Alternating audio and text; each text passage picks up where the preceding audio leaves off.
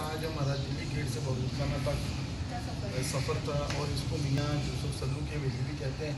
दिलचस्प बात है कि मैं निमरा और इफ़रा आप लोगों की वजह से पहली दफ़ा यहाँ यानी कि मैं भी हमेशा चाहता था कि इस हवेली का विज़िट किया जा सके और ये सुबह से लेके पहला मेरा यानी कि मेरी दिलचस्पी की जगह बाकी आपकी दिलचस्पी की जगह।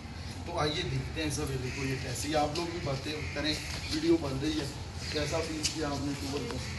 हाजरा बीबी तू भी बोल। निमरा कैसे रहा लाहौर का टूर बताओ?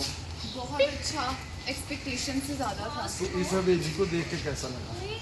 Just wow. ये इधर ये 300 साल पुरानी हवेली, 300 साल पुरानी हवेली है और रंजीत सिंह ने इसको बरूखाना बनाया। रंजीत सिंह और अल्लामा इकबाल के ससुराल का ये और मतलब उनकी मिसेस का